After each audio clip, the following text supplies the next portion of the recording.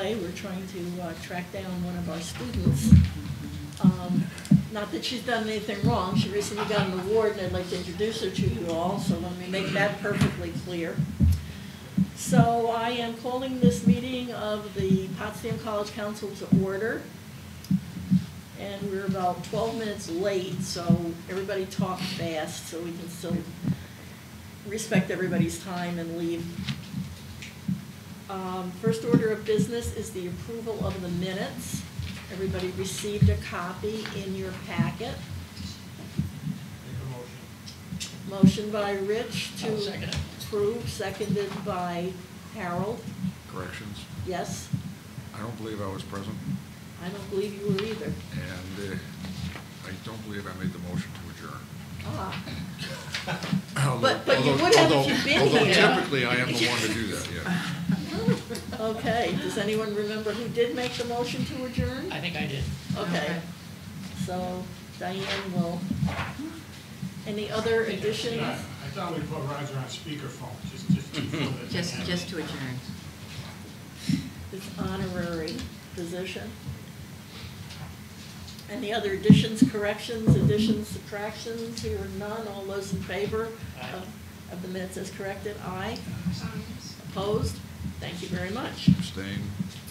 Roger abstained because he wasn't here, so he doesn't know, but he did make the corrections, which are appropriate to someone who wasn't here. So, the chair's report. I attended the SUNY ACT conference, that's the Association of College Councils and Trustees, and it was very good. It was in Albany, and one of the good things about having it in Albany is we get to see lots of the people from SUNY Central, including the Chancellor, who came and visited with us. And I'm pleased to report that unilaterally the people from SUNY Central hold SUNY Potsdam in very high regard, including the Chancellor. I got to meet lots of people. I saw Dr. Medina, who knows Bernadette quite well. And we may remember he spent some quality time on our campus about 18 months, 24 months ago. And I thanked him again for his support, assistance, and continued help in the area of diversity and inclusion. I also had a chance to meet the new provost, who knows Dr. Bergeron. And I managed to find out, as Betty already knows, that he and his wife are aficionados of the opera. And he's trying to arrange his schedule to be here for the premiere of Mayo, which, if you haven't heard about, you'll hear about later on during the reports from other members of the administration. And the Chancellor is visiting us next week.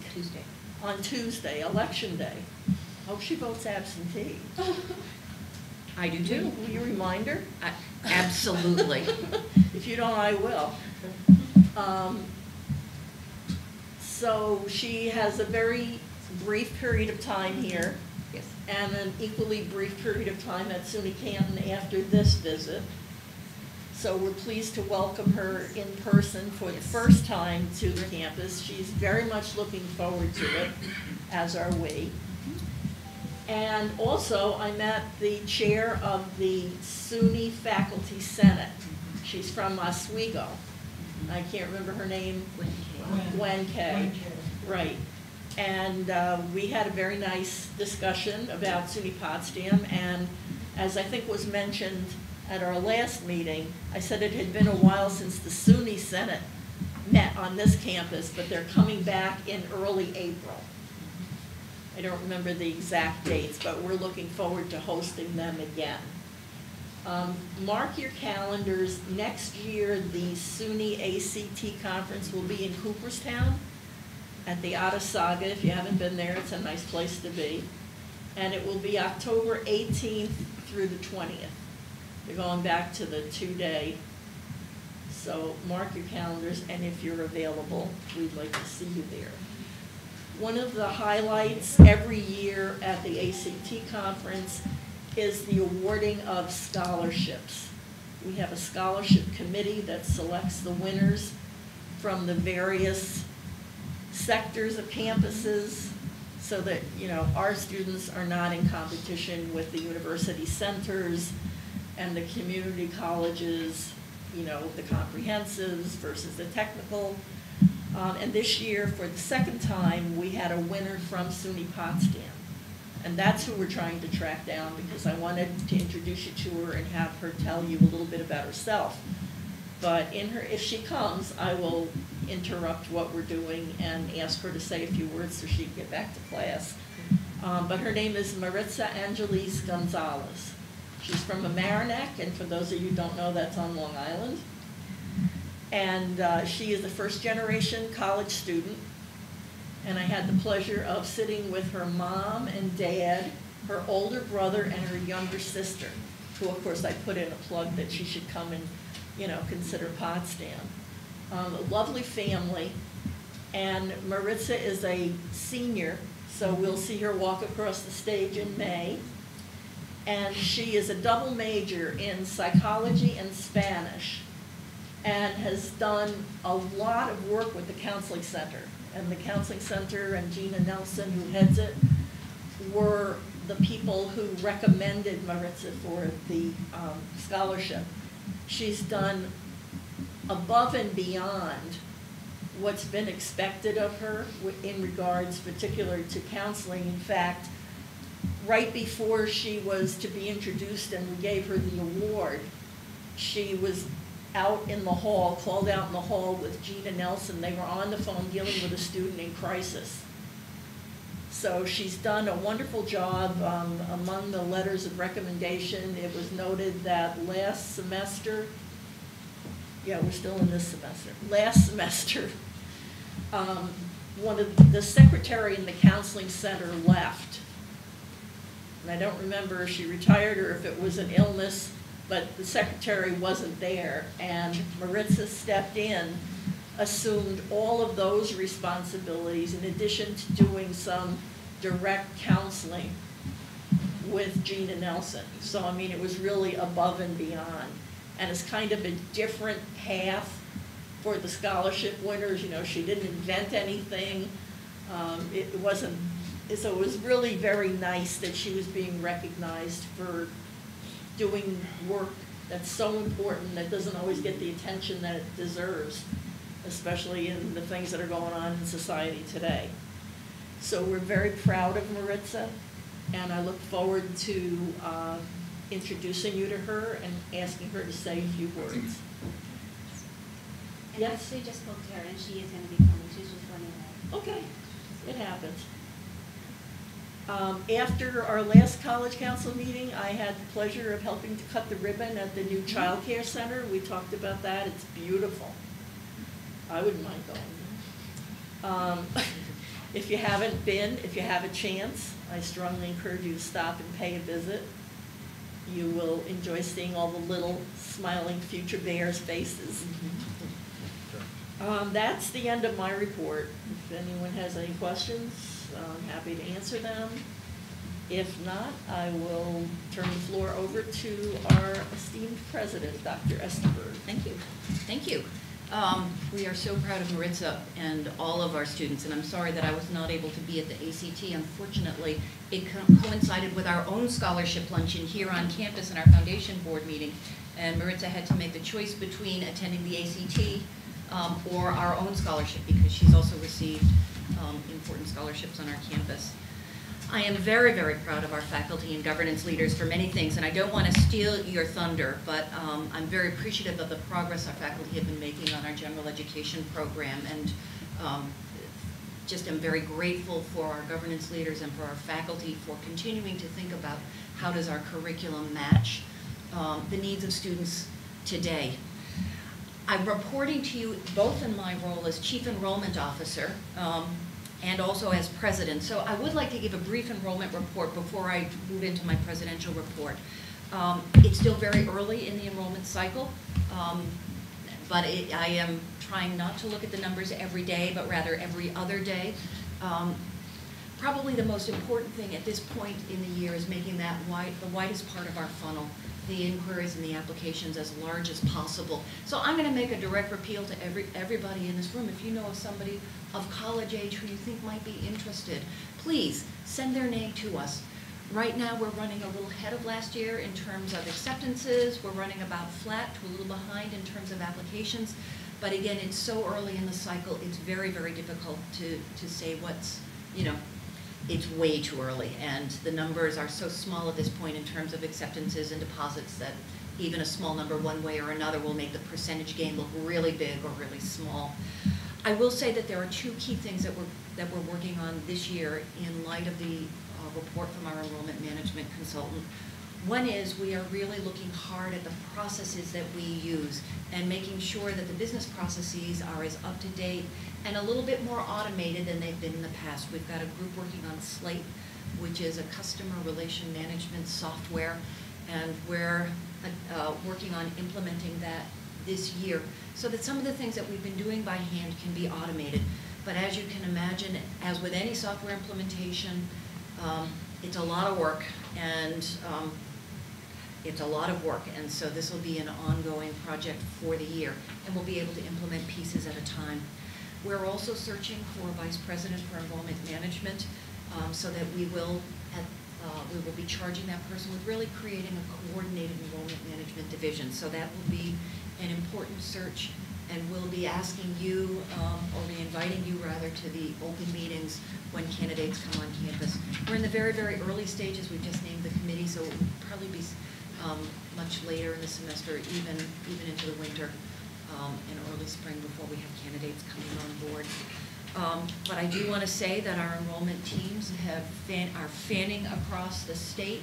I have charged in light of our successes with entering class this year, I've charged them with repeating it and doing a little bit better. And I think Tom and his crew are well up to that charge. You will note he's not here, he's out on the road. So that's my enrollment management report. I want to talk a little bit about the amazing array of events and opportunities, sort of as my presidential report, that are going on campus. First of all, a huge shout out to our Student Government Association and all who have been working very hard to register folks to vote, to help them understand how to vote absentee, and who are engaging in some pretty remarkable get-out-the-vote activities on our campus. This is incredibly important for our students, and I'm really grateful to Katya too, and to everybody on our campus who's been working on that important initiative. This weekend also, we have our second annual Community Day of Service. Again, an opportunity for our campus community to engage in this region, whether you're from the North Country or whether you're a transplant from New York City or Mamaroneck or some other part of the state. This is an opportunity for us to give back to the community in which we live and study. And so another important event for our campus. I continue to be amazed by the sheer variety of events and activities on our campus, ranging from the Haudenosaunee Social yesterday afternoon, which was led by the Native North American Traveling College, to tonight's women's hockey game, tomorrow night's performance by Trevor Noah, thanks to the Student Government Association, or for those who are interested in more classical music, the CPS's Dali Quartet. Every day there are multiple activities, so I do hope you'll come engage with our campus, you'll come on to any one of those events, and that you'll consider coming especially to the Pellicciati Opera Competition. Next week we have the world premiere of Tom Zapullo's Mayo, which was funded by alum Gary Jakeway in honor of his lifetime partner, Dominic Pellicciati. It's an incredible performance. Lisa Roman, alum and true Potsdam family member, has come back. She's working with students. She's performing. It's an incredible celebration of all that's good about the Crane School of Music and our programming. It's a weighty, it's a very hefty, very somber topic, timely one. So I hope you'll join us for that. I also hope you'll join me in amazement at our women's soccer team and volleyball teams for their postseason performances. The season's ended for both of them, but I can't tell you how proud I am of our athletes and how well they have represented Potsdam throughout the season. On a very somber note, and I'm going to end on a very somber note, as a campus, we are not immune from the forces affecting our larger society, and we like to talk about campuses as ivory towers that are somehow apart from the rest of the world, but our campus too is reeling from the events in our country. And on Sunday there will be, again led by our extraordinary leaders in SGA, a candlelight vigil that commemorates the lives lost in Pittsburgh and in Kentucky. No campus is immune to these larger forces that are shaping our society. And I think our challenge as a campus community is to make sure that we celebrate our students' successes, like Maritza, like the amazing things that our students do on the fields and in the stages, while at the same time helping our students grapple in all the ways that they can, and our faculty and staff as well, with some of these most crucial and pressing issues that face our society. And that is my report. Just a question on Sure. the capital projects you're going to be advocating for. Yes. When is the timeline? I mean, you advocate now, you try to get a capital budget. When will construction start? Okay. I mean, it's so far down the road It is so sometimes. far down the road. You know, my experience has been that even when we received the funding, so for example, when I first came to campus, we were the very lucky recipients of two generous funds, one for the daycare center, which just opened, and one for the addition of Crane, which has been slowed down for a variety of reasons, but will be starting in the spring. Depending on the nature of the project, if it can be included under critical maintenance, we may be able to engage in that as early as next year. If it involves the full array of sort of planning, especially for a new building or something that's considered outside of our current footprint, it will take significantly longer.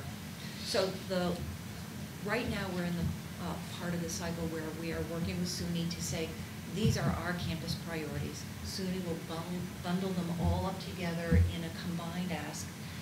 Over the spring, over the winter and spring, we'll work with SUNY to work with our local delegation to see if they can peel off some of the smaller projects, for example, as a set-aside. And then, when the budget's passed, we'll sort of see what SUNY got. We'll see whether we got anything. There's always a little opportunity for a small project after that, as they're looking at the budget. My goal is to get as much, if not more, than our fair share. But then, depending on the nature of the project, it could be as long as 4 or 5 years, or we could do some of the critical maintenance as early as next year. Okay, thank you. Yeah, thank you. Other questions? I saw in the paper recently that DEC is moving from the old trooper barracks on Route Yes. 11 to NATCO. Yes, they are. Is that money for us? Yes, it's money and partnerships. I'm really thrilled about this. Yes, they are paying rent, and they also are housing their sustainability coordinator there, and there are opportunities for student internships working with DEC, and for our sustainability work to be done in collaboration with their sustainability. But yes, rent, it's a good thing. It is a good thing. It's a good thing. Any other questions, discussion? None? Okay, thank you very much. And now, one of our favorite parts of the meeting is when we get to hear from faculty and students. And today, we're going to have a presentation by Carolyn Stone and Cheryl Scale. And they're going to talk to us about their attendance at the Journey into Literacy Conference, and we have two students with us as well, Anna Lynn and Anthony Perry. So thank you for joining us, and thank you for the autographed poster as well. Appreciate that. Good morning, everybody. Thank you for Good morning. inviting us. I'm Cheryl Scales, and this is Carolyn Stone, in case you don't know. We're here to give you some information background on our Journey into Literacy Conference. But I have to flash back for a second.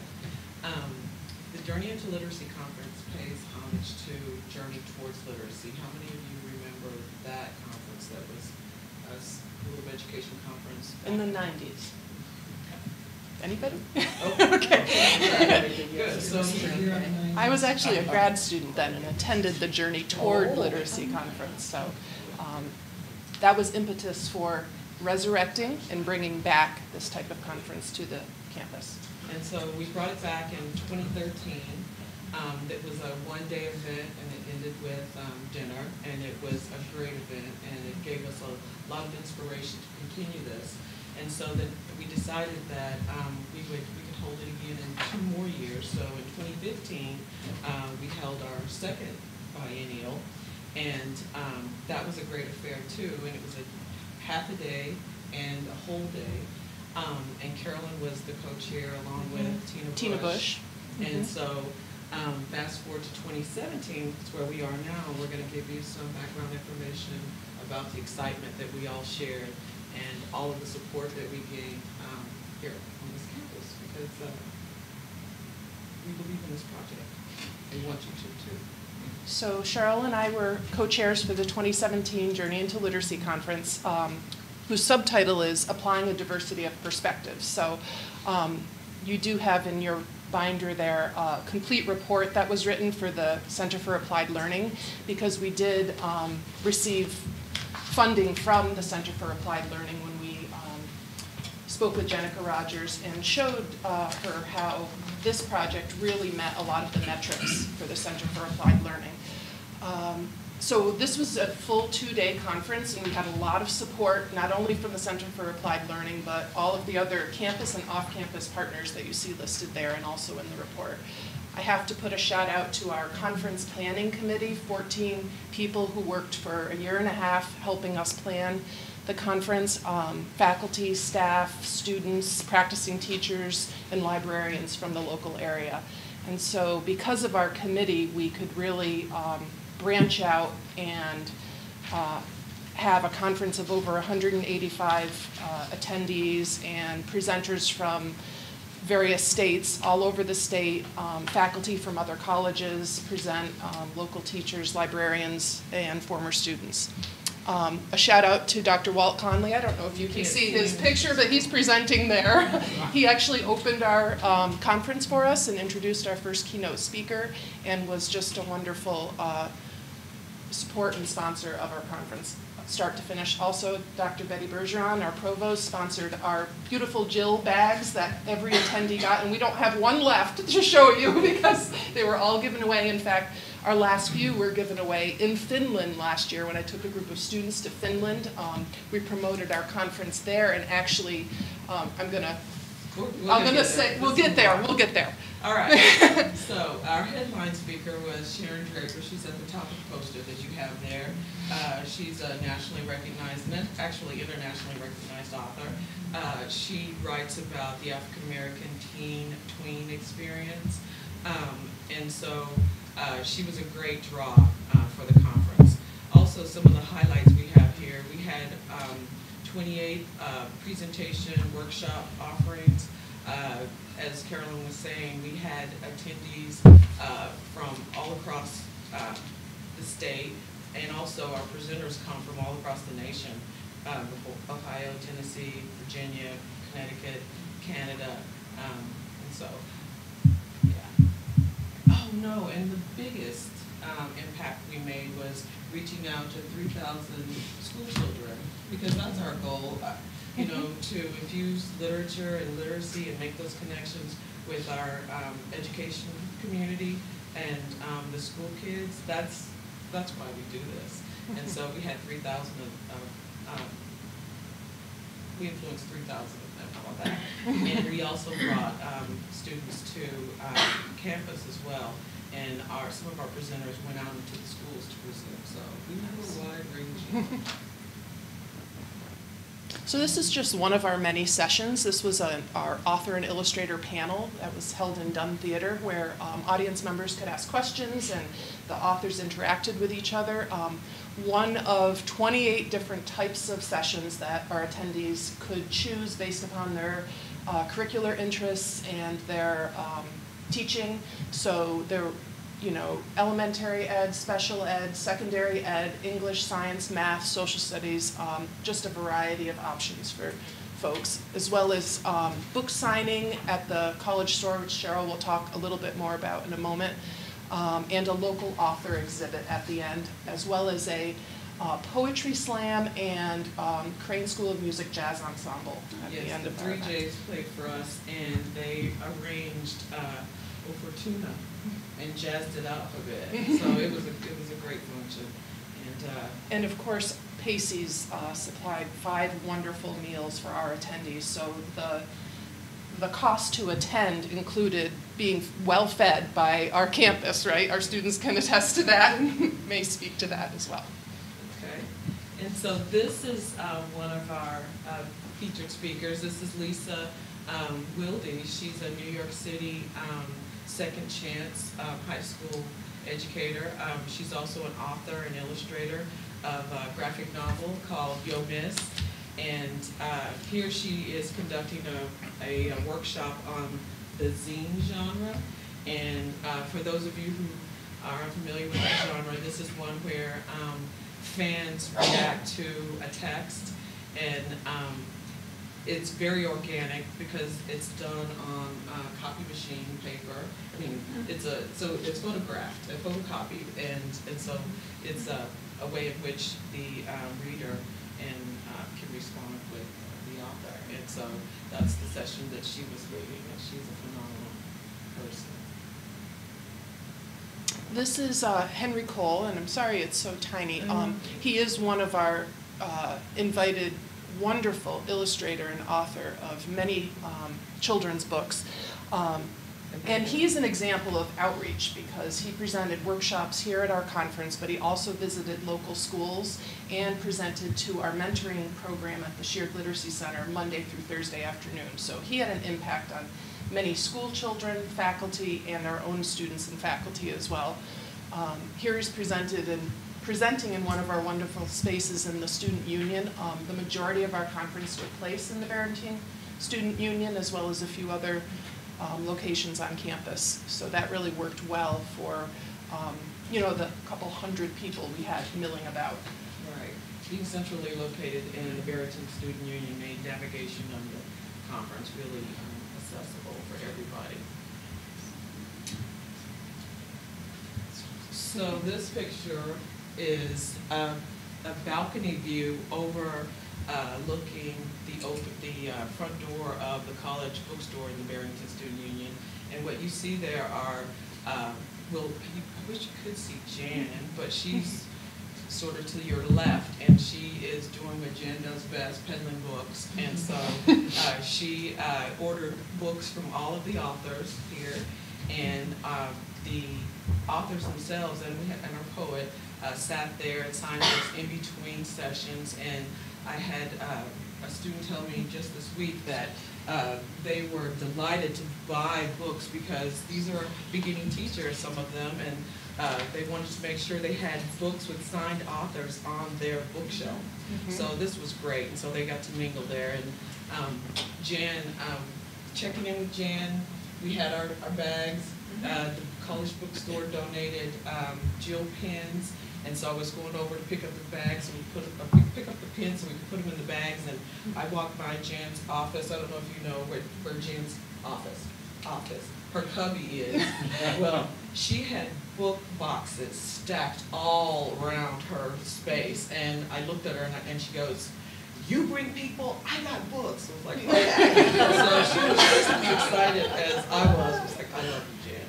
Well, and she was reading all the books. So yeah, in that's downtime, true. we was sitting there reading them all and getting so excited about the authors that we had. And you can catch Jan reading in the court, what do we call that, the food court, too. And so she sold over 350 books, and she sent me messages, so happy about this, she wants to do it again. So Jan's on our team, Jan's on the Jill team. So. And this is our introduction to our two wonderful students who are here to help us give you their perspective. So this is Ms. Anna Lynn and Mr. Anthony Perry. They were both undergraduate childhood, early childhood students at the time of the conference, and they are now graduate students in the MS and Ed of Inclusive and Special Education program here at Potsdam. So. Hello everyone, thanks for your time. My name is Anna. I'm Anthony. At that time that we were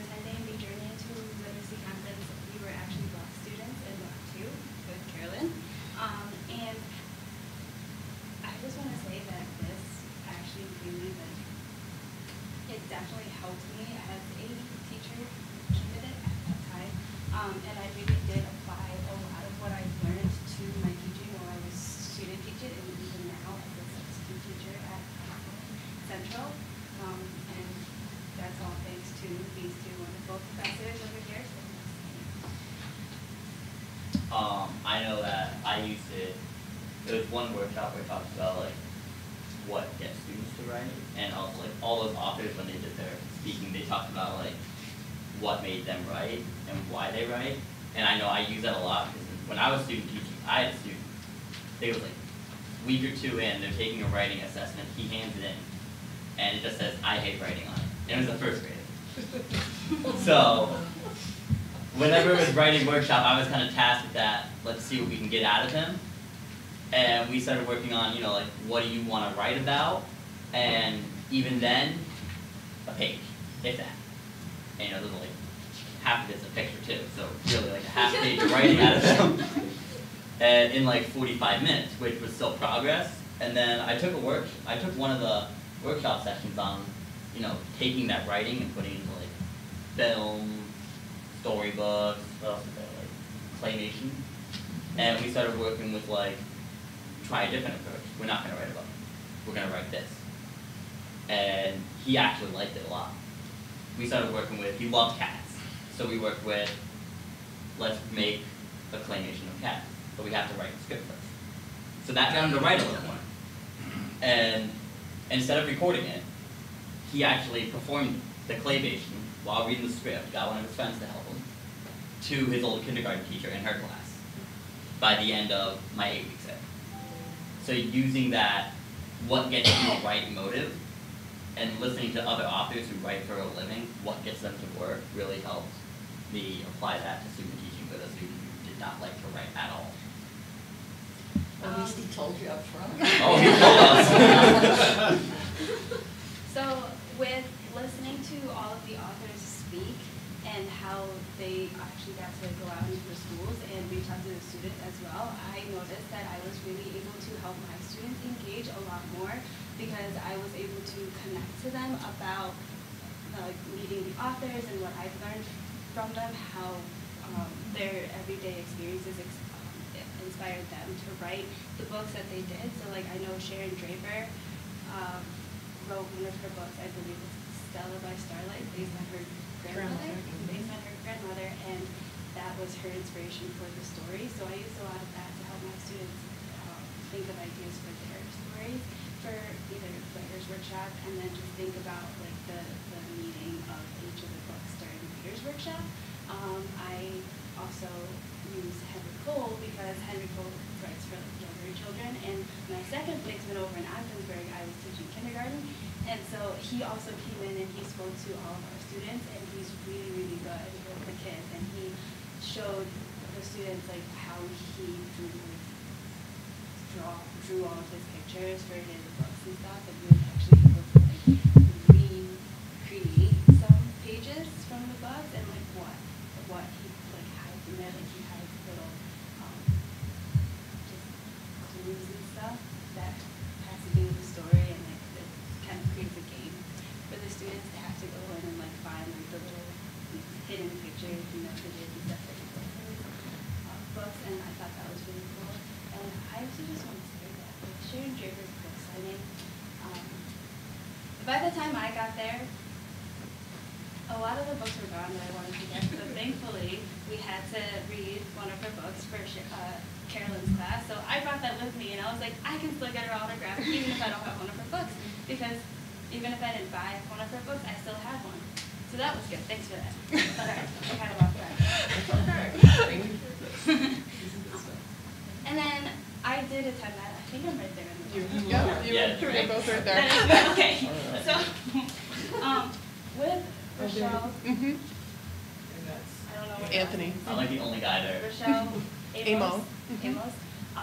I did the writing workshop with her, and this was still in my Block 2 placement, and this was way before I was even student teaching and like before I even knew what writer's workshop is. But attending her workshop, I was actually able to bring the knowledge that I learned here into my student teaching experience, because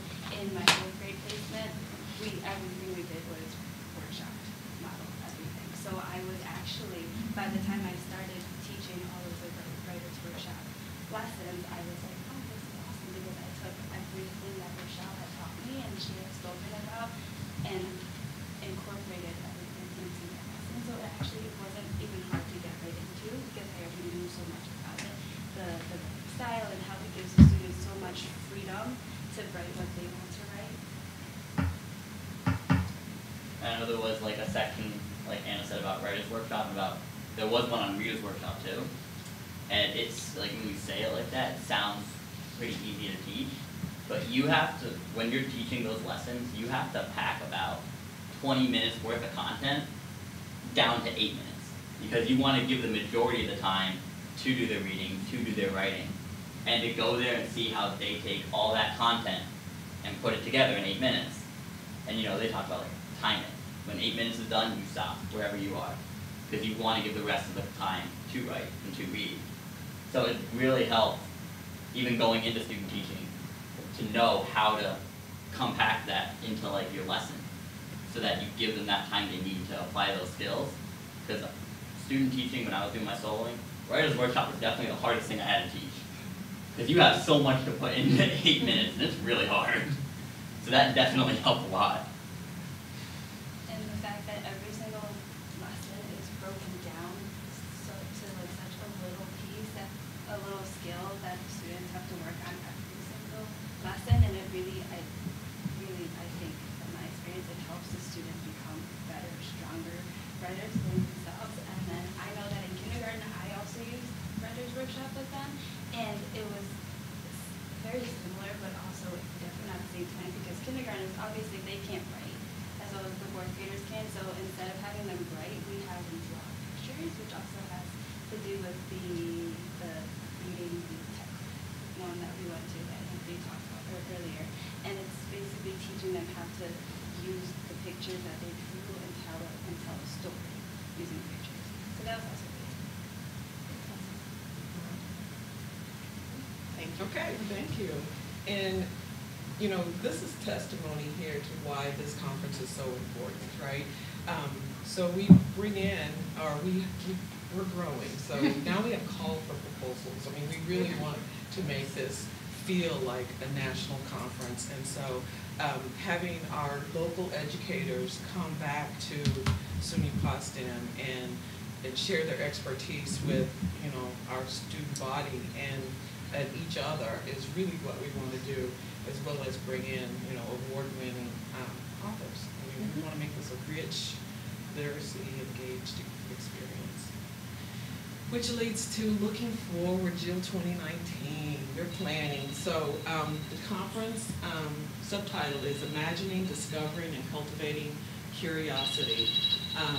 So this is a celebration of information text, creativity, and narrative nonfiction.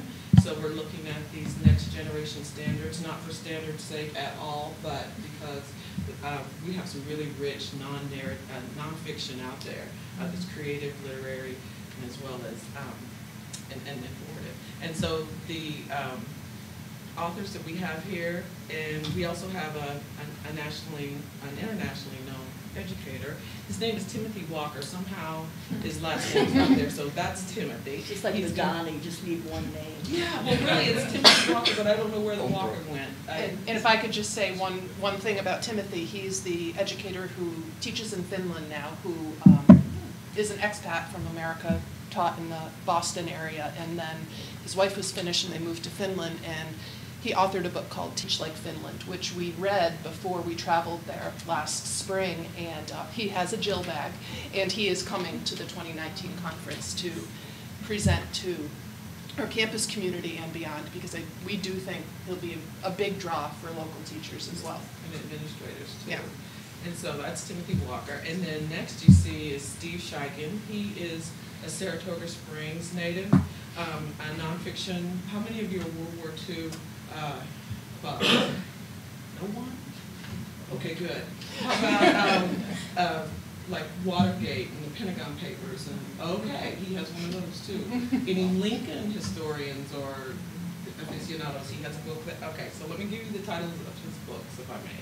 So he has written Bomb, The Race to Build and Steal the World's Most Dangerous Weapon, which is about, it's the Robert Oppenheimer story and all the spying and all the espionage that took place during that time and how even the Allies were sort of backstabbing one another. He captures that really well. We also have Susan Rock, who is an illustrator, author, and she has written and illustrated a very sweet book about notes, how notes came to be in music. It's called Do Re Mi. Do Re Mi, let me make sure I get the title right. Do Re Mi. If you can read music, thank Guido d'Orazio. Okay, so it's Italian. And so, but it's written for middle schoolers. It's a trade book. She's also written Parrots Over Puerto Rico and Prairie Dog Song, The Key to Saving North America's Grasslands.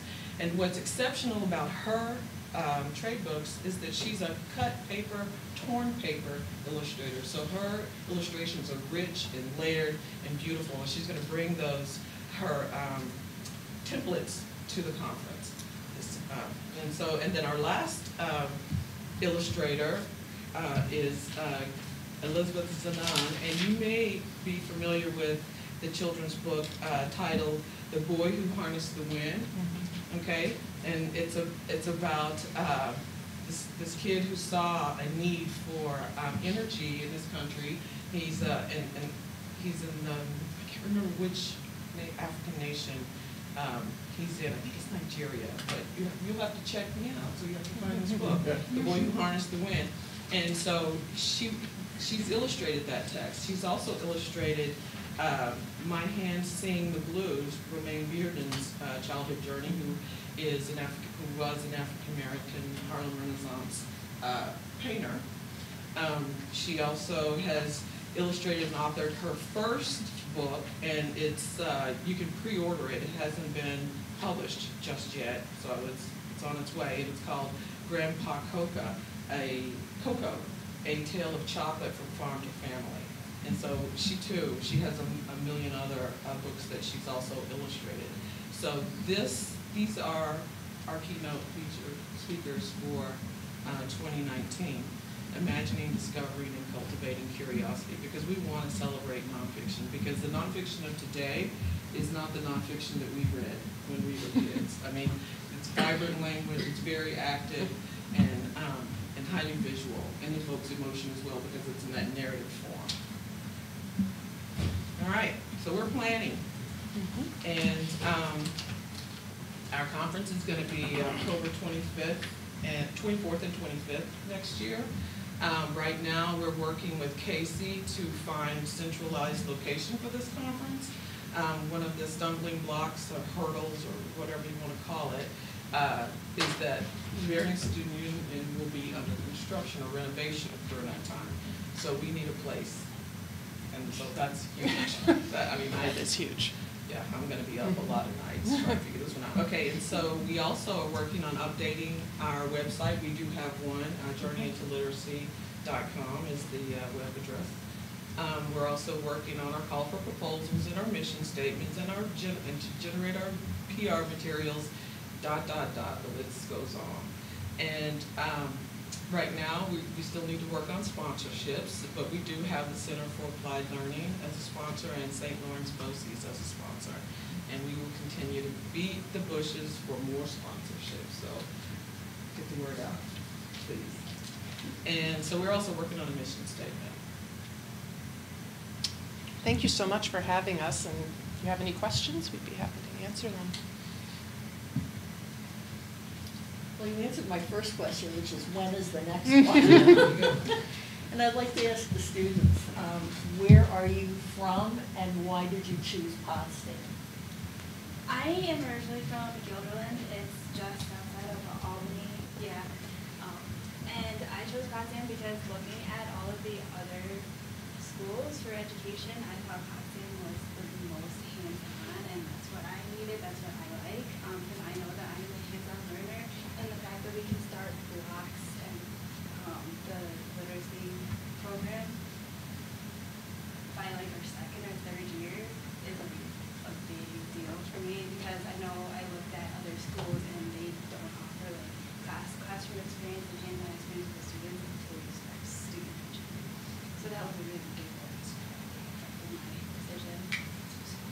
I'm from Jericho, Vermont, actually.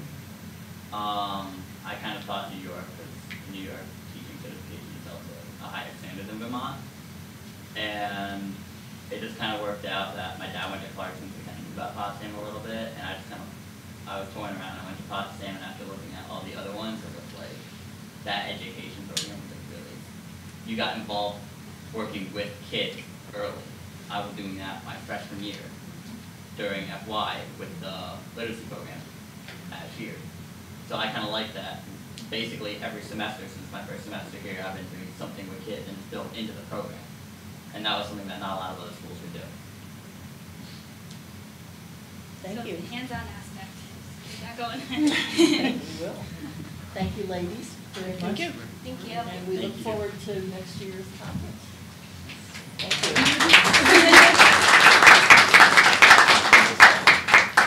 If I rip this out, will everything be okay? you. Well, mine will fix it. And Before we, she downloaded it. So I can take it. Because this is just my clicker. Oh, yeah. Did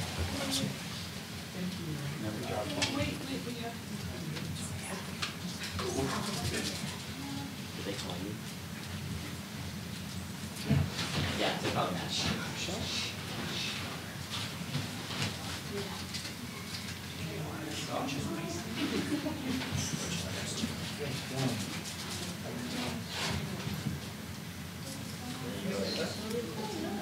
There's more.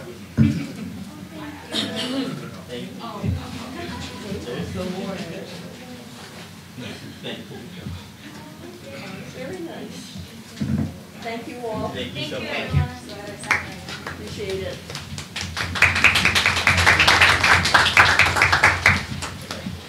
Now, before we move into our reports, I spoke earlier about how proud we are of Maritza Angeles Gonzalez as the award winner of one of the ACT scholarships this year. Maritza has joined us. I want to welcome you to the council. I talked a little bit about, I told them you were from Mamaroneck and that you were first generation. And I met your mom and your dad and your older brother and your younger sister and your boyfriend. And that you've done so much work with the counseling center, but I'd like to give you a few minutes to tell us a little bit about what your, did you forget something?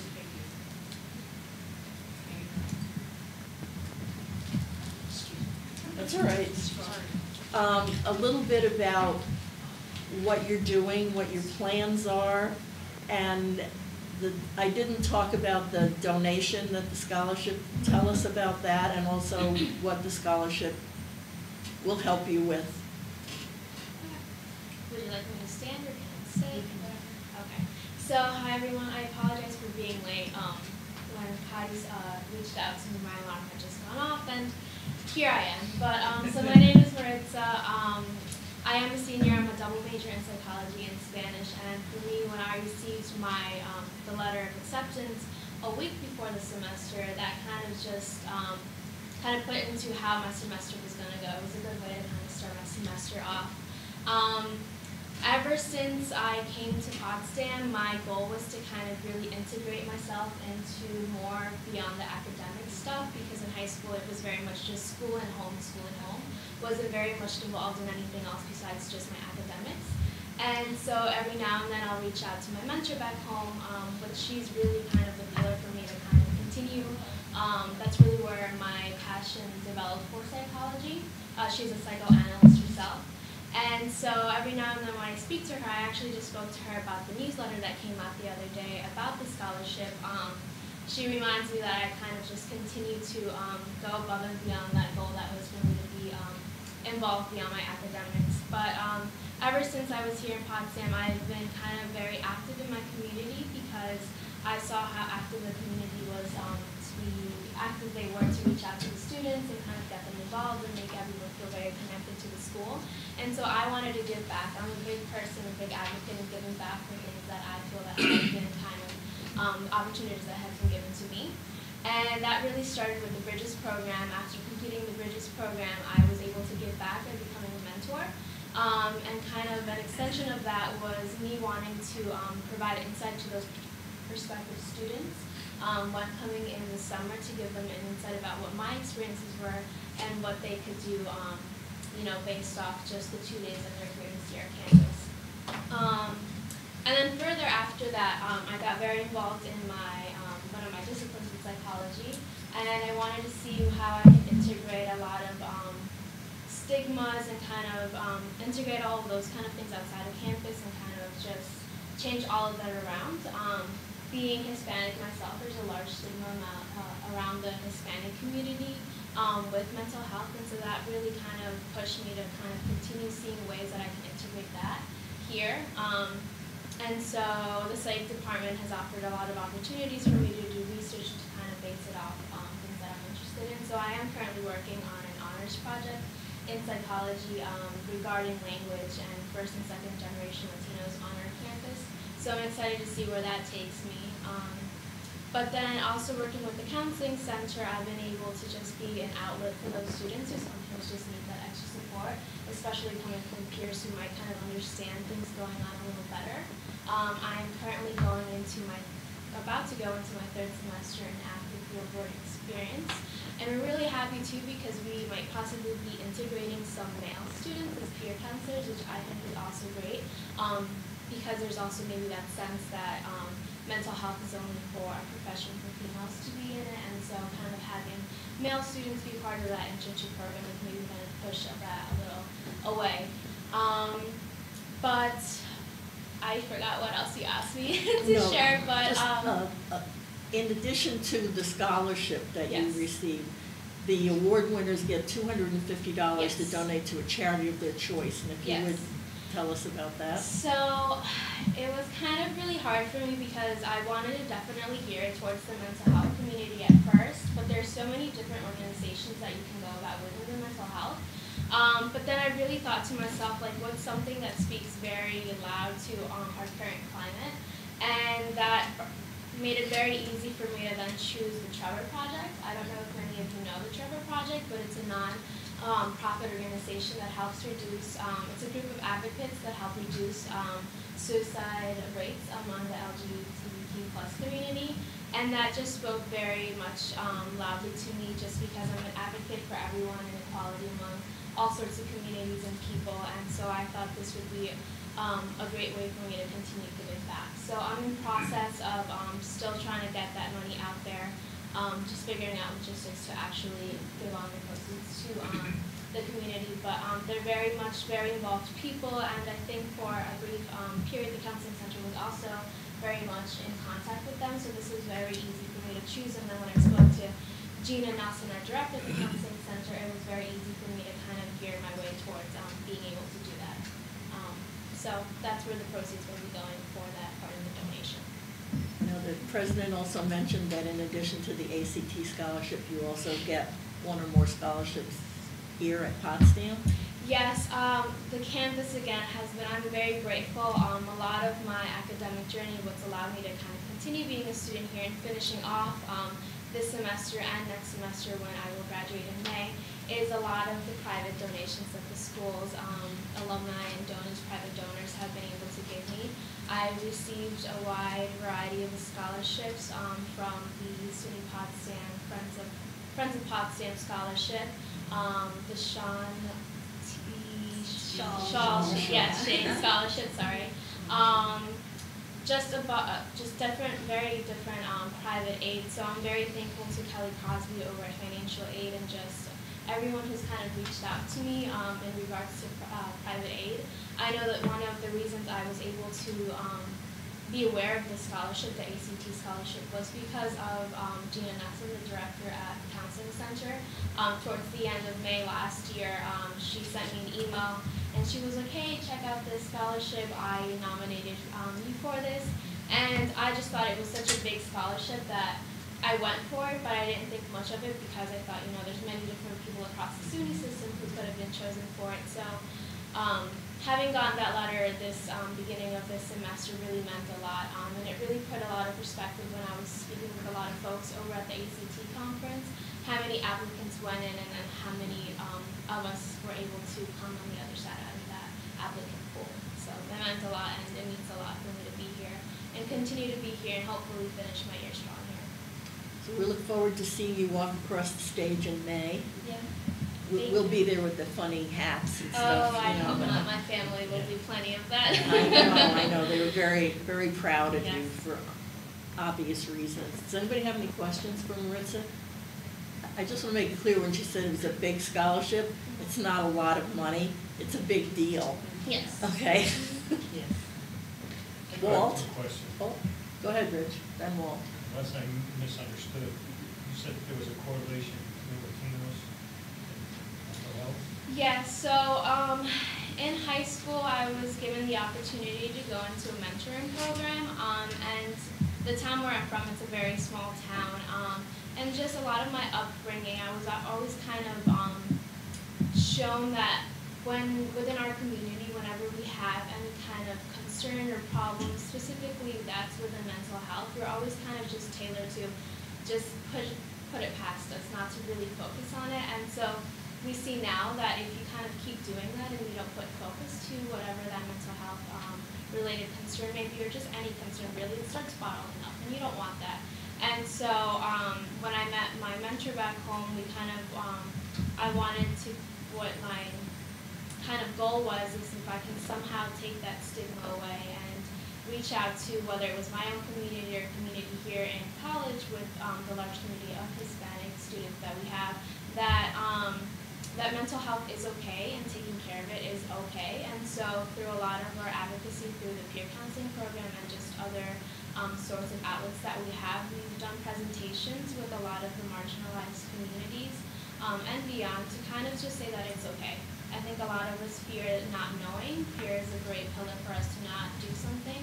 And so trying to advocate that it's okay for everyone and reach out and for everyone to say that they need help is kind of what I'm trying to help everyone know. Walt? I'm just curious what your next steps are, in your career or graduate school? Yes. Being that I've been doing a lot of hands-on within counseling, I've been looking at programs in mental health counseling, and so one of the programs that I'm looking at is clinical mental health counseling, so it does a little bit more of that hands-on and some research too, and it'll help me with some of the research that I've been doing in my undergrad career so far. So counseling for sure. That's amazing. Thank you. Anyone else? Just so you know, I also learned something at the ACT conference. I met Gina Nelson, who's the head of the counseling center, and found out she's married to Casey Nelson. Who knew? What? Well, excuse me. All right, okay. All right, well, I learned something, even though you all are much smarter than I am. And Maritza, I have a card for you from Harry Bittaker. He's the student representative on the Binghamton Council, and he's the one that I mentioned to you has a particular interest in mental health and talked about it in one of the workshops. Yes. So I have his card. He'd like you to be in touch. Okay. And I told your boyfriend not to worry. I'm not trying to set you up. Yes, This yes, is I purely remember that. professional. Okay, any other questions for Maritza? If not, we'll let her get back to To work. At the to counseling work. center, yes. There you go. Okay, thank you for All right. joining us. Thank you so much.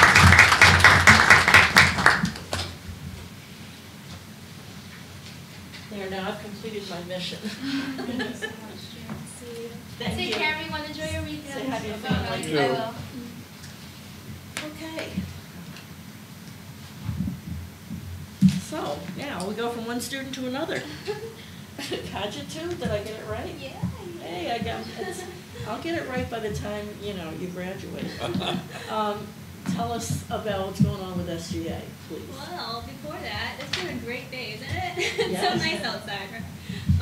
And one thing that Maritza actually forgot is that she's also a presidential scholar, and we are in this together. Yes. So I'm so proud of her as a fellow student and a friend myself. And she's been doing really great, and she's not only great at working at the conference center, but she's also really great with keeping up with her friends and everyone that she's around. So overall, I think that this award was definitely well deserved, and so I'm glad to see that happen. So in regards to the Student Government Association, so we have been doing very well. And when I mention student government, I really want us all to think about students as a whole.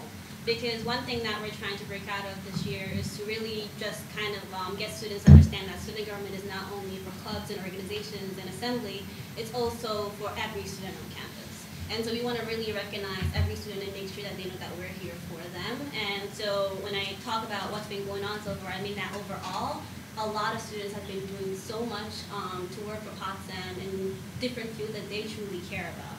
So in regards to clubs specifically, we have about 80 active clubs, and each of them have an average number of about 20 members. That's a record that was sent to me by most clubs. And our highest club being the Bear Witness Club, they currently have about 55 members. And all 55 members are actually active and they go to every single practice. I am amazed by that e-board and just everything they put into our school. And recently, they actually went to this competition where they won. They won a medal for their step competition. So in addition to that, we've had a lot of different activities happen on campus. And on a good day, I would say that we have about at least 4 to 6 events happening from each club and organization. And so that's an amazing number for us. And we're really just trying to move towards a community where we're more unified and that there is also fun included. So in regards to our e-board, currently we have a new secretary who I mentioned to you that, well, my last secretary kind of resigned because of personal reasons. But our new secretary, Bailey Durham, is very, very dedicated and she's already on her toes doing everything that she can to make SGA better. And in regards to our SGA representatives, so last time I was here, I mentioned to you all that we're trying to work on getting faculty senate reps. And currently we do have about 12 students involved, which is 2 in every single faculty senate committee. And so far we have seen how it's working because we try to connect with, SGA tries to connect with these student reps and we speak to them and they tell us about what's happening within these committees. And we try to work together to get things to happen. And so we're very proud of that. And in regards to Senate and Assembly, everything is going as planned.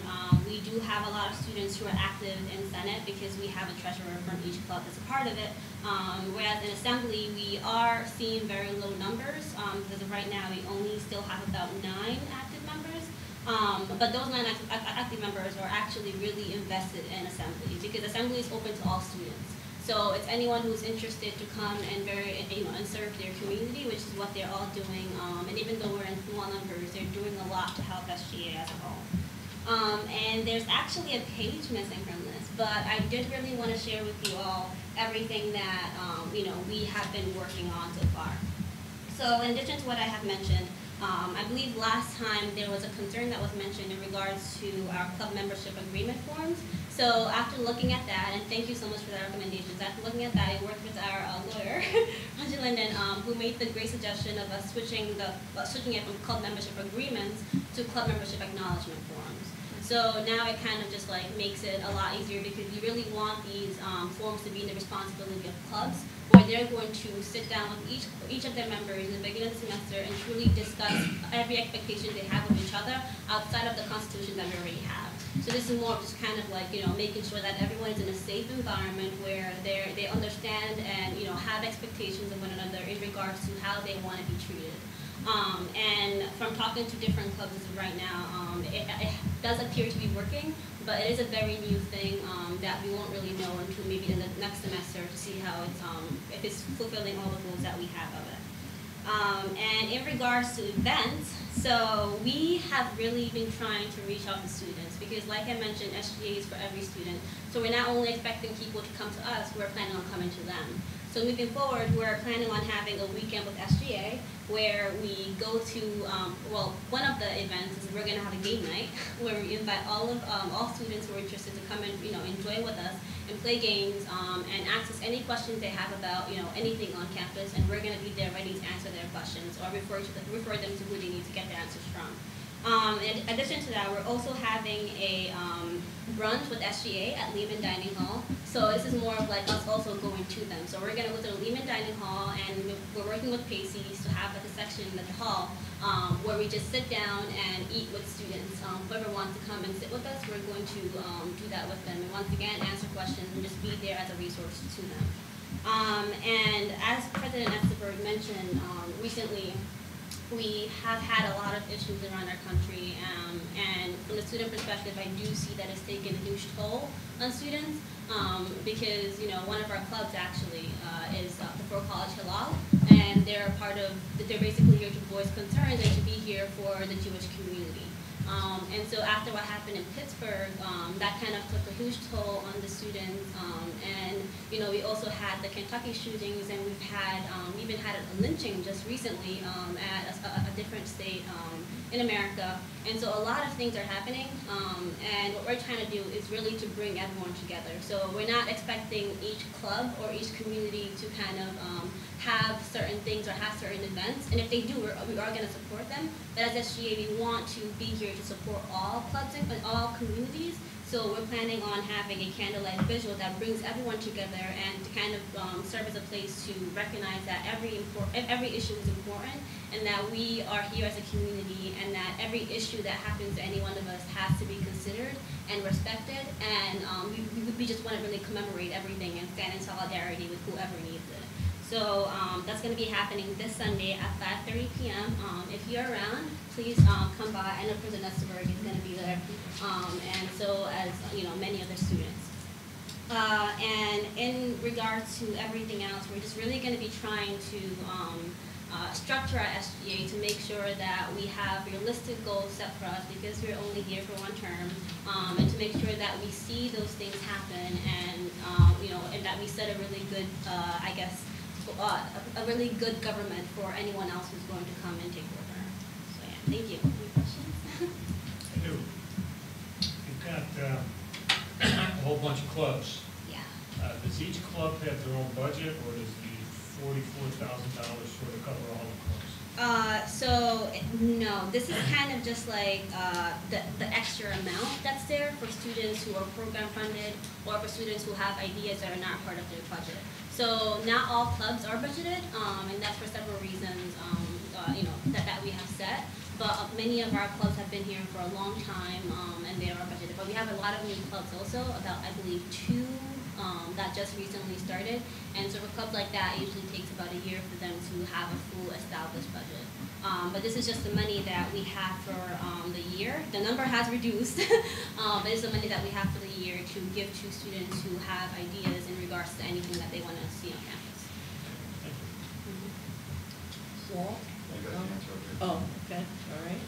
Any other questions? Not, thank you very much. Yeah. Oh wait, one thing. Oh, go ahead. Sorry. So we're also providing a van for students to go and vote on November 6th. Yeah. So we're going to continue encouraging that, because Very good. college students, there's a lot of us, and the votes are important. So yeah. Thank you. Glad to hear it. Okay, Kimberly Bouchard. Thank you. It's a pleasure to be here again. It's been a while since I've come to a college council meeting, and I remember how much work there is, how much work you do. Good to see you, Brian. Yes, yeah. So I think you have the report, and I'm not going to go over, except for any questions that you might have for the report that's in the file, just to give you an update. At the October 25th meeting of the full faculty and faculty senate, the delegates voted to endorse the new General Education Pathways program. It was a very healthy discussion that went on, and the motion to endorse passed by a significant margin, so that was great. And this vote means that the program, the General Education, the new program, will move into the implementation phase, which is the most complex phase. It's really working one-on-one, a lot of face time between General Education steering committee and departments as they negotiate for the specifics of the curriculum. And also dealing with some of the details of the budget. So that will be also part of that implementation. The final vote on the General Education program with all the implementation plan ready to launch will be in spring of this year. So it'll be a lot of work going on between faculty governance and the General Education program. So, and everyone on campus, really. It's very exciting. There was also a presentation by Julie Dold and Ruth Policella from Campus Life on micro-credentialing. I don't know how much the council is aware of micro-credentialing. It's a relatively new program that there was a white paper on that was put out by SUNY, and we also received a significant grant to explore micro-credentials on campus. And I don't know if, Eric, you know any more about it, you may be able to speak to it too. Ruth Policella and Julie Dole did a wonderful presentation for the full faculty meeting on October 25th, where she pointed out very clearly that that program is co-curricular and extracurricular, and it was clarified that the Potsdam plan will not involve academic credit towards graduation, but it will be managed by campus and student life. And so that was important to clarify about that program for everyone on campus. It is an exciting program, and maybe at some point College Council could have a presentation about it, because it's very interesting. New way that students can be acknowledged for especially their leadership positions that are extra curriculum, like Kadiatu, for instance. And I know that you're very involved on many levels, and so a kind of micro-credentialing which acknowledges the work that they're doing over and above their academic work. It's a great program. Vice President Eric Johnston Ortiz also gave us a budget update that was very promising and very honest. So we appreciate that, the transparency that he's bringing to the Budget Affairs Office, and we look forward to working with him and his team more in the coming year. The last thing that I want to just mention briefly was that the SUNY-wide Student Opinion Survey, which comes out, I think it's once every 3 years, and so we're just getting the results of that, but one of the very wonderful things is that it reveals that we rank very high in terms of student satisfaction with faculty mentoring, the availability of faculty to meet with students, and the undergraduate research experience. And we rank amongst all the SUNY units as number 2 and 3 in those areas. So we appreciate that students recognize the commitment of faculty to student learning and to their engagement. And I'm particularly proud of my colleagues when I see these kinds of results. So thank you. Is there any questions from the report or anything else that you have for faculty governance? In terms of the Gen Ed program, I know that at one point in the past, it was generally acknowledged that the Gen Ed program was largely aspirational, not readily attainable. So if you would, I would appreciate further reports from you on how we are moving toward implementation of the new Gen Ed program. Right, as it moves from aspirational to the practicalities of it. Yes. Yeah. I think that's a really important request. And that's something that we should probably get on the agenda for next time. It'd be great to have the General Education Steering Committee, especially as they move towards implementation, be able to do more specifics. Yeah, I would agree that the steering committee would be the voice for that particular issue. Thanks. Other questions? Comments? On a personal note, congratulations to the faculty that were chosen as their favorite professor by their department. Yes. And the reason I know that, and I have a personal interest, is my daughter is one of their recipients again. Cool. Congratulations. Yes. So thanks. It's chosen to by the the students. Yes, The students the choose students them. choose, right. Yeah, So- that's great. So it's the vote of the students. And again, it shows why we're ranked so high in student satisfaction, is because they really appreciate the engagement of the faculty. And we appreciate what, I think, I always say, we have the best students in the SUNY system. And I know it's self-serving in some ways, but it's also, I think we've found that when you look at the survey of students, their characteristics are pretty special, and their relationship that they continue with our institution is really remarkable. We demonstrated by the great giving patterns of our alumni. Maybe it's because we have the best faculty. Well, thanks. Not to mention the I best will, food. I will pass that on. Right, right. I will Thank you, pass that Kim. on. Thank you. Okay, Provost Bergeron. So, and I do also want to mention how much, from my office's perspective, how much I enjoy working with Kim and the executive group. The faculty leadership are critically important, and I appreciate all the work of the relationship because it's important.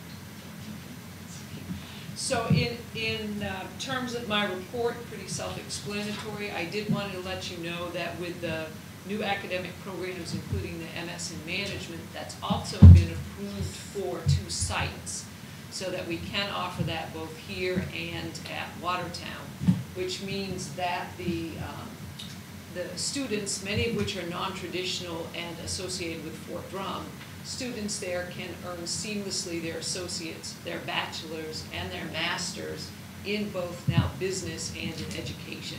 So I think that's a really critical pipeline. So kudos to the grad office for making that happen. It's pretty important. So good news there. Our Watertown initiative is really starting to blossom. We're excited with that. In fact, we're in conversation now with Jefferson Community College. They have other sites where they offer courses, and to work with them at those other sites as well. So to really keep that partnership and presence with JCC, a great partner, one of our many. So, and also, as the president had mentioned, this is a really busy time of year. Of course, Mayo is coming up next weekend. Next weekend is extraordinarily busy weekend, so I wanted to mention a couple of other things that were happening as well. One is open house, always fun to meet with prospective students and their families, always makes me smile. But also the first annual, I don't know if you can say first annual, it's only been one, but an anthropology festival, or Anthropalooza, I think is what they're calling it, is also next weekend. Anthropalooza? Yeah, Anthropalooza, most of which will be held at Lehman Park. So as you're checking out open house, you go across the street. They're doing flint napping demonstration, atlatl competition, all of those kinds of things. So hopefully it will be a glorious What fall does one day. wear to that? Excuse me? What does one wear to? I hope probably warm clothing, because it will be probably pretty chilly on the river or whatever, right?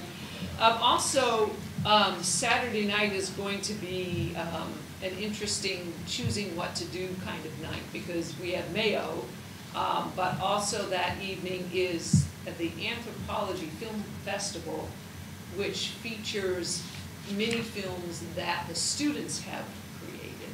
So that would be something that will be interesting to pop into. That starts, I think, either at 5:30 or 6. It's 6 on here, but it might be even a little earlier than that, so you can go see some of those before going to Mayo, or to go to the prison plays, which are also that evening in the Black Box. So we have a couple of faculty members who are doing some really important research and outreach with our prison communities, both within the sociology and criminal justice program, but also within dance and theater. So we have a faculty member, Rivka, who has been doing work in prisons with the inmates, and they have been creating plays, I assume one-act plays, and our students will be doing dramatic readings of their plays at the Black Box, also on Saturday night. So you can see Mayo on Friday, go early to the anthropology film on Saturday evening, and then end up at the prison plays and get all 3 of those important things in. So I don't know, Kim, if you wanted to say anything more about Rivka's work or the plays. It's been ongoing for a number of years, but she, very interesting interactions between students and prison populations, and particularly for doing story time, creating stories that are brought both into the prisons and out of the prisons. So it's a way that I think particularly our college interactions with what is a large part of our community of food, which is the prisons. So it's some very good work going on. So exciting to see what both Nancy Lewis in sociology and Rivka and theater are doing with prisons. It's important work. It's an Maybe important we could have a presentation on that at one of our Sure. future meetings. This is the first I've heard of it. Oh, yeah, that'd be wonderful. Right, good idea. And the prison plays, because the Black Box is a small theater that is ticketed, there's no cost, but it's ticketed. So if you are interested, make sure you contact the box office for that, because seats fill up pretty fast. And with that, I'd love to entertain any questions that you have. Anthropalooza, You yes. put palooza on the end of anything, that That's right, sounds makes cool. it sound fun. I have a question, but Yeah. more of a comment. I've heard about at least 3 students who are planning on staying at Potsdam for this graduate program for the MSI Good. management, so that's really good. Awesome, that's Yeah. good to hear. Yeah, we're excited with that. It's we have great faculty in the Department of Business Administration, and they're very anxious to get that pipeline of our own students because we know how awesome our own students are. So good to hear. I have a couple of questions. If anybody else does, I'll defer to you. First one, you talked about, you know, the JCC in the Watertown. Are we doing anything with Lewis County? You know, JCC's building that building in Lewis County now, and they're gonna be offering. I think that might be the discussion of offering some classes there. Yes. I mean, it just looked to me I like a. believe that's the new site that's being explored. Okay. Yeah. But it seems like that would be low-hanging fruit. Right. Since they're building the building. Right. We do have to be careful initially with the number of courses and students served because to have another site requires a whole lot of more paperwork. So we're going to be monitoring the numbers pretty carefully. Yeah.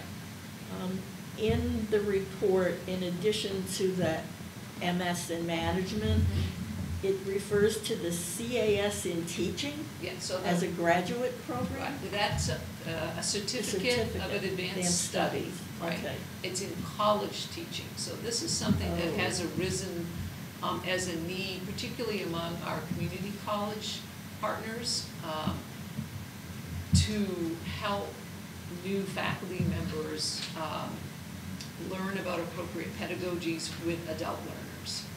Right? So it's not a certification in terms of state Right. certification like elementary ed. Right.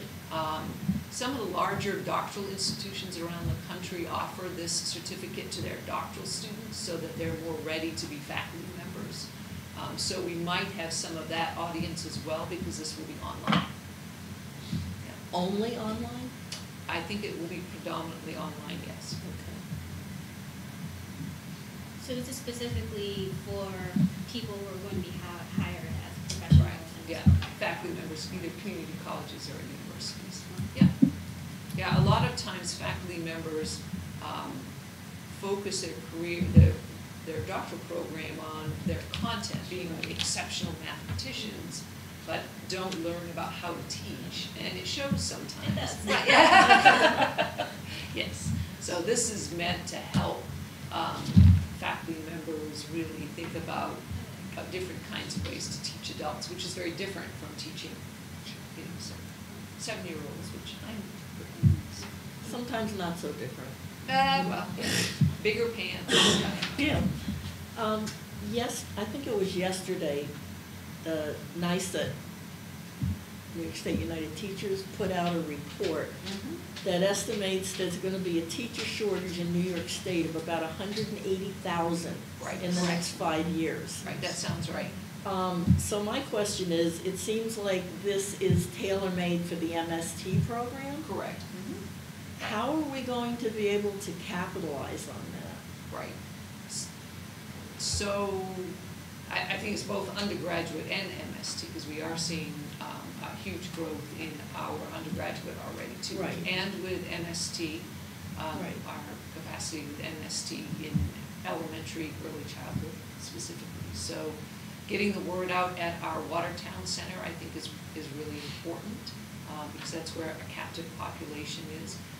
Also working within our own student population of those who are finishing content, discipline degrees, and helping those students think about teaching as a career in MST. So I've been noticing a lot of signage and information around campus last week about various graduate activities and open houses for our own students. They just had something last night. I think they did, yeah.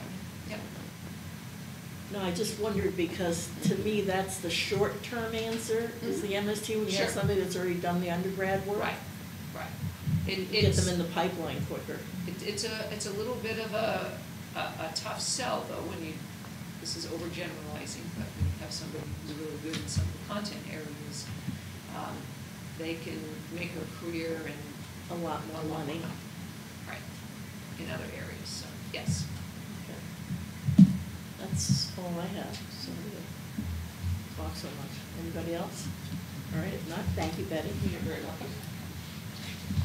Now comes the good news that you gave to other people. Oh, Now you you give can us change some, the right? agenda? No. Not part of my plan. Good morning. Good morning. Hopefully everyone had a chance to look at my notes. I'll just briefly cover some of the things. The budget's been implemented. It should be in the system a little ahead of schedule from last year. With that, even though the budget cycle for us has kind of completed for this academic year, we're going to start up the new process in January, which is a little earlier than normal. SUNY's, the way they do the budget, usually they send it out very late. They send out their templates sometime. This year was July, which is actually after the year start of the fiscal year, which I'll just leave it at that. But I think it's important that we have a good look at the budget and we plan so that we know what we want to do, so when the information comes from SUNY, we're able to implement it and not have to worry about where we're at that time. So that's what our plan is. One of the good things, purchase and payables, we received some information that Verizon has towers or some equipment on this building, and in 20 years it should generate about a little less than $1 million, $935,000. So we're very pleased about that. It'll come in some sums across that time frame, but within the next 5 years, about $174,000, which is good. A lot of things going on in both environmental health and safety and physical plant. We're grateful for the SUNY Construction Fund, because a lot of the things that are going on are based upon some of that funding. It's very complicated. Again, as the President said, sometimes these projects can take between 3 to 5 years from start to finish, but there is some good funding coming from that, and it is a very tedious project to do all these things and to figure out how we want to best improve the campus. And I would be remiss if I didn't say that I neglected to put CTS updates in there, so I will read from the notes that I have, if you don't mind. For CTS, the IT Governance Board met on October 18th, and I'll speak more to that at the next meeting about what they had, the minutes there and the agenda. Our transition to Banner 9 is almost completed, and we're still working out some of the kinks, and I think that will probably be one of those ongoing things as we find out. We don't know yet, and so that'll continue. And then one of the, there are a couple of major issues that are regarding IT is security of our information, and also that there's some staffing concerns. So anyway, there's some good things going on in my area, and hopefully things will improve. My belief is 2 steps forward, maybe 1 step back, and we'll finally get to where we're going. It may not be a full sweep that it's a perfect plan, but I think we have things in place that we're moving in a good direction. So with that, I would stand for any questions. What is the bad news? What's the bad news? The bad news is I think it's going to take a little while. Between 5-6 years, maybe, just depending. And again, it's rough to forecast how a lot of things regarding things that I can't control, like enrollment. Right. One of our major proposals in terms of our funding is based upon some enrollment numbers that are very conservative, but still yet it's something that it's difficult to exactly. And so with that, if those enrollment numbers don't come in, then it will take longer to reach what I would think is what I would call the promised land, for lack of a better term. So those things, if we do get good numbers, it's going to take shorter. I'll say that's probably one of the largest variables that can have the biggest impact on our future is the number of students on campus. Yeah, so I actually had this conversation with Eric and Chief Ashley previously, And it's in regards to like the walkway from campus to CEP. And I know that you guys recognize that or considered it like during the safety walk that there was. And I think it'd be important to really have down the operations because I know that there's been a lot of like student commentary in regards to how dark that walkway gets. Like, and now that like, you know, we're at a stage where everything gets dark really quickly, I think it'd be really important to have that under operations. I believe there is a work order. What that is. The walkway? The CVP. Oh, CVP. Oh, so it's Collegiate Village at Potsdam. So it's kind of like similar to our townhouses, except it's not our townhouses. It's so close. It's right by Maxie. Like, so yeah, and a lot of students from Potsdam live there. Well, it varies. I believe Chief Ashley has put a work order. Yes. Oh, okay. And so I will follow up and contact you and let you know where it stands. Anything else? Thank you very much. Thank you. Moving right along to advancements, Sal.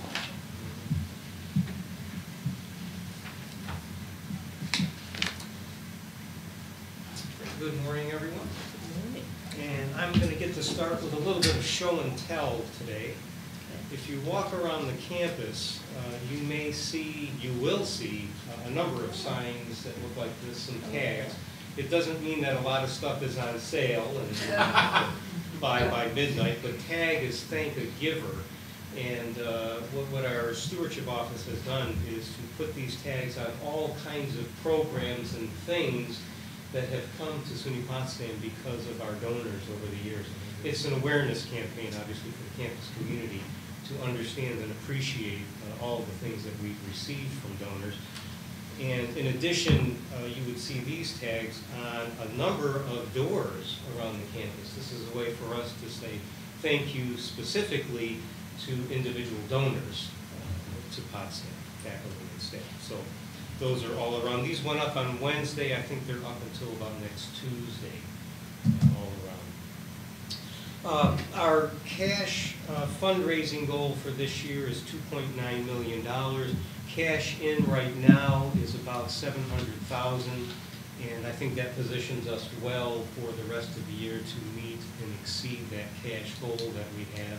Of course, we're doing this with an emphasis on unrestricted and scholarship dollars, working to move our annual giving program, our annual fundraising program into a stronger position as we move forward.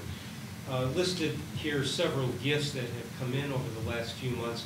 A commonality with them is that all of these gifts are endowment gifts. And of course, endowment, a wonderful way to give back to Potsdam. It creates a fund that is invested and provides money to Potsdam each year in perpetuity. A great way to create a legacy here at Potsdam for a program that may be of importance to the donor. I want to highlight that the first three of these are all additional gifts in addition to the first gift that the donors may have made. And I think that speaks really well to the kind of stewardship and quality service that we're giving. We have satisfied customers, and we are doing good customer service. And that, of course, is a quality of all the staff in the advancement area, that we have these people coming back for repeat business, as we say. And then the fourth one that's listed there, the Weagles, they're listed, they are relatively young to be creating an endowment.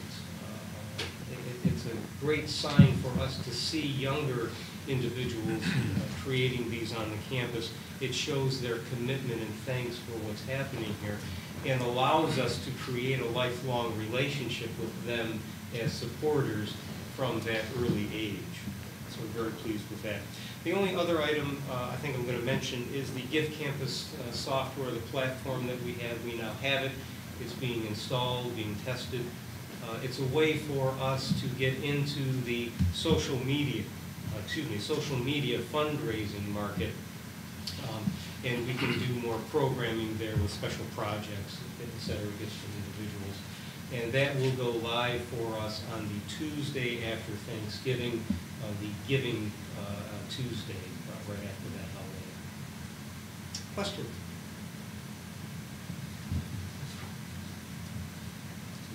Okay, thank you. Okay, thank you very much. I like the tag thing, that's a good idea. wonderful the staff is, of course. And we've been doing this now for several years. Good job. Eric? The other Eric. The other Eric. Thank you. Again, I'll keep my remarks brief because you have the report, and start while Kade has already given her report, her work with student government and her aggressive agenda. Every time I turn around, she's at, I don't have time to go to class, but she's doing extraordinary work on behalf of our students. Yeah, I know this is bigger. She is going to class because she had to leave a meeting I had said, I gotta get to class. But she's doing great work for our students. A couple of highlights to hit. A number of the areas in student affairs have been very, very busy serving students, particularly our counseling center and student health services. While they have walk-in appointments for crisis, both our psych nurse practitioner and counselors are booking well after Thanksgiving for initial intake appointments. So they've been very, very busy with students and caring for their mental health needs. Our search, unfortunately, for our student conduct director continues. We did have one candidate to campus that decided to keep looking, so we're continuing that process in hopes that we'll have a new person in that position by the start of the spring semester. Kim had already mentioned a micro-credentialing effort, and I think that if the council is interested to have Ruth and Julie come and talk about that, it's really interesting program, again, that we got a SUNY PIF, Performance Improvement grant to help fund that. So where students can get recognition for doing certain co-curricular activities. So for example, if they attend the Women in Leadership series, they may receive a leadership badge, and we're tracking that through this new software. If you go to the Potsdam website, under Life at Potsdam, the very first link is now Get Involved. And that will take you to this campus lab software that student government and all of the clubs and organizations maintain their own pages. They post events. You can search for free food, and all of the events that have free food will come up. Or that's a very popular search. Absolutely. Or diversity and cultural programs, et cetera, et cetera. So it's some really neat software, and ultimately students are going to be able to track their involvement and earn these small credentials that they will then be able to put on their resume, and will have record of them earning these badges. I'm oversimplifying the program, but having Ruth and Julie come to talk about it would be great. President Nesterberg already mentioned the wonderful success of our athletics, so that's why I can keep my report short. Winter sports are well underway, but we're really proud of all three of our fall sports teams, 2 of 3 which made the postseason, and women's soccer, which actually made the semifinals. And I wanted to just quickly highlight, I know this was in there, but a great example of another one of our students. This is a student athlete, Brianna Rada, who's a senior volleyball player who not only broke the Bears set or assist record in volleyball, topping 300 assists in her career, but also applied and was selected to attend in January in Orlando the NCAA Division III Student Immersion Program, which was created for ethnic minority students who are interested in working in athletic administration. And so she has an all-expense-paid trip to Orlando in January to attend the convention and some specific workshops. And she's interested in athletic administration. So I think those are the things I'll highlight. If there's any questions, I'd be happy to. Thank you very much. And last but certainly not least, Bernadette.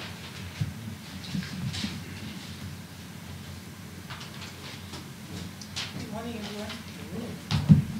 I'll be brief. November is Native American Heritage Month, and the First Students Nations Association and the Office of Native American Affairs are working together to put a number of activities for the campus. As the President mentioned earlier, they had the first event yesterday. They have a few more scheduled for the 7th. That's a storytelling on oral tradition. Another one on the 9th, which is a rock folk band that will be coming in from Apple-Sesame to perform on campus. And also a women's singers group is called Carriers of the Word, and they are going to be on campus on November 13th for the commemoration of this month. a couple of other things. One of them is that the chief diversity officers of the four colleges are working in collaboration with the Chamber of Commerce to organize campus and community events. This event is called Coffee with the Colleges, and it is scheduled for November 29th in the morning from 8:30 to 10:30, 8:30 to 10:30 a.m. And this will take place in the Best Western in Hampton. Who's the target audience for that? The community businesses. Oh, okay. Oh, you said the chamber. The group is of the Associated Colleges Chief Diversity Officers have also revamped a subcommittee that we had a couple of years ago, but we renamed and restructured, and we now call it a Associated Colleges Consortium on Diversity, Equity, and Inclusion, and we are asking all the campuses to nominate members from the campus community to serve on the subcommittee, and the chief diversity officers will be assigning or getting the goals and purpose for that group. And the first meeting is scheduled for November 13th from 3:30 to 5 p.m. and we'll have that meeting at St. Lawrence campus. A couple of other things, the Days of Reflections just wrapped up last month on November 16th through the 19th, and close to 800 faculty, staff, and students participated in the week-long activities. We are going to be hosting Racial Equity Institute on our campus in January, January 8th and 9th. We are currently nominating people who will take part in this training.